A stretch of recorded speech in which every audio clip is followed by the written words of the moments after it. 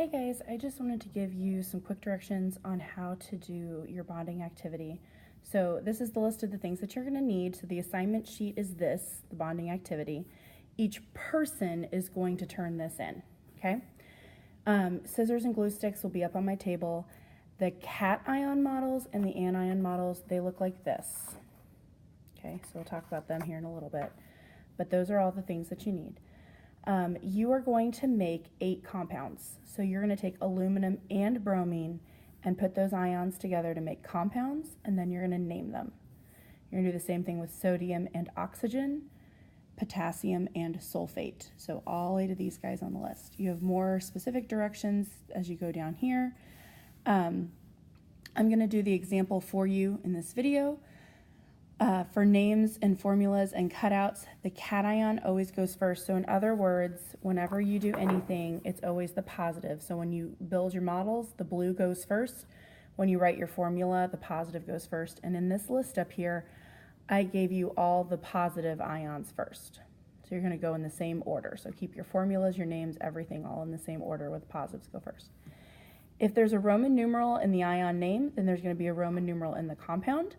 So iron 3 or copper 1, those guys, you need to make sure that you put the ion, because even though there's only one kind of copper in the activity, in life, you could have multiple kinds of copper. Okay. So again, each person is going to fill this sheet out and turn it in to me. This example is typed in for you on the sheet that you're getting, but I'm going to write it in so that you can kind of understand where everything is coming from. So I'm going to start off with my formula. To write my formula, I need to make my ions. So iron 3, iron is an Fe, and this 3 as a Roman numeral tells me this is a +3 ion. So I'm going to put my little +3 up in the corner. Charges always go up in the corner.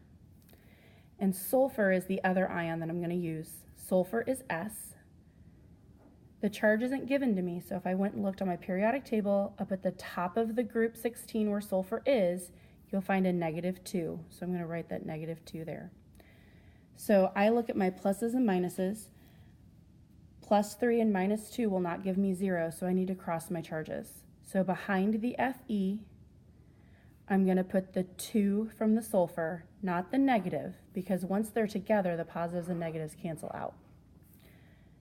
And behind the S, I'm going to put the 3 from the iron. So they just switch numbers. Okay? Remember, by the way, that we don't write the number 1. And I'm going to go ahead and name this guy really fast. So remember, if there's a Roman numeral there, it stays. So iron 3. And then sulfur is an element. Elements change their name to IDE. So sulfide will be my name. So the second one always changes unless it's on that polyatomic ion list that's on the back of your periodic table. So those guys would be like the sulfates, carbonate, phosphate. So if you see those polyatomic ions back there, they keep their name. Okay?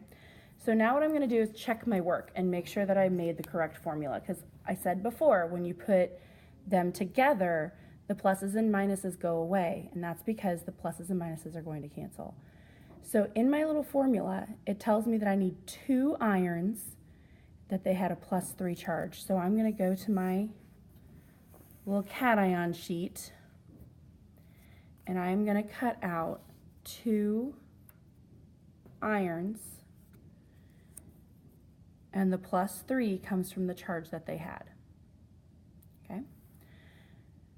It says here that I need 3 sulfurs. So 1, 2, 3. And if I did my job, they will make a rectangle. And that's how I know that my formula is correct. So all of these pluses cancel with all of these minuses, and so that's why I could touch this iron 3 sulfide compound and not get shocked. So in my formula, the numbers are down low and they tell me how many I had to cut out. Okay? You're going to get yours as cation sheets and anion sheets. Cations are the positives, anions are the negatives. Every square that is written on, you will use. So you won't have any of these types of squares left over. You will have some blank ones left over, and those need to go in the recycle bin or the trash can. So on this one, you just have one little square that you won't use. If you, in the end, run out of ions or have some left over, you need to go back and check your formulas because every single one of these should be used. You're going to glue yours down on this piece of paper, just like I did. Up here it says names. Everyone who worked in the same group is going to turn in one of these sheets. Okay, so each group is going to make one of the ion cutout sheets. Every person is going to turn in this sheet. So every person needs to practice writing the names and formulas. Okay?